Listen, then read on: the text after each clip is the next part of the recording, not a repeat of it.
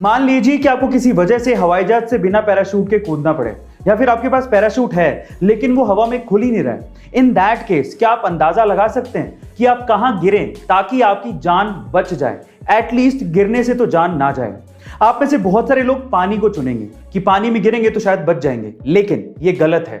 पानी में गिरना उतना ही खतरनाक है जितना कि कंक्रीट की जमीन पर गिरना, क्योंकि पानी कंक्रीट की जमीन के जैसे कंप्रेस नहीं होता।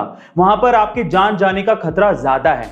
तो 4 बेस्ट ऑप्शंस कौन से हैं? सबसे पहले तो घास की जमीन, दूसरा स्नो यानी कि बर्फ की जमीन, तीसरी दलदल की जमीन और चौथा पेड़। अगर आप इन 4 जगहों पर गिरते हैं तो शायद आप बच सकते हैं। गाइस, क्या आपको इसके पहले तक ये इंटरेस्टिंग फैक्ट पता था? और अगर नहीं पता था तो कमेंट सेक्शन में जरूर लिखिएगा। और ऐसे अमेजिंग वीडियोस के लिए शेयर, सब्सक्राइब एंड लाइक। मिलते हैं अगली वीडियो में। जिंदगी में सक्सेस को पाने के लिए बहुत से फेलियर से गुजरना पड़ता है, बहुत से रिजेक्शंस को सहन करना पड़ता है। तब कहीं जाके इंसान उस मुकाम पर पहुंचता है जिस मुकाम के सपने वो खुली आंखों से देखा करता था। कुछ ऐसा ही हुआ जुबिन नौटियाल के साथ। आज से ठीक 10 साल पहले सन 2011 में जुबिन नौटियाल एक्स फैक्टर नामक एक टैलेंट शो में ऑडिशन देने के लिए पहुंचे थे, लेकिन शायद वो उनका दिन नहीं था। वो बहुत ज्यादा नर्वस थे, इस वजह से वो उस लेवल का परफॉर्म नहीं कर पाए जिस लेवल की उनसे उम्मीद थी, और इसी वजह से सोनू निगम ने उन्हें रिजेक्ट कर दिया। मेरी तरफ से ना है।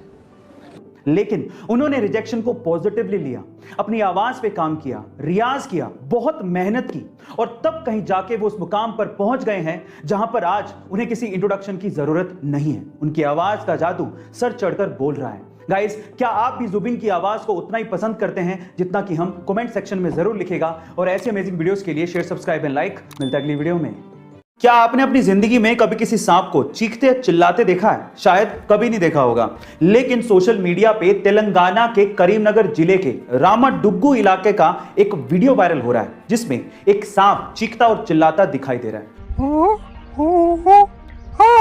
पर क्या यह वीडियो सच है? अब इसी का पता लगाने के लिए स्थानीय पुलिस ने जब जांच पड़ताल शुरू की तो मामला गड़बड़ाते देख वहां के एक शख्स ने सरेंडर कर दिया और कहा कि उसने ये वीडियो एक ऐप से डाउनलोड किया था और फिर उसके बाद अपनी आवाज देके उसे एडिट किया, लोगों के साथ शेयर किया और झूठी कहानी भी बनाई। उसके बाद ही पुलिस ने उसे पकड़ा, उसकी काउंसलिंग की और अगली बार ऐसा करने पर कार्रवाई करने की चेतावनी भी दी। अगर आप भी ऐसा कोई फेक वीडियो बनाने का सोच रहे हैं तो प्लीज इससे बचिए, क्योंकि बेवजह आप मुसीबत में पड़ सकते हैं। गाइस, इसके पहले तक ये बात आपको पता थी? और अगर नहीं पता थी तो चैट सेक्शन में जरूर लिखेगा। और ऐसे अमेजिंग वीडियोस के लिए शेयर, सब्सक्राइब एंड लाइक। मिलता है अगली वीडियो में।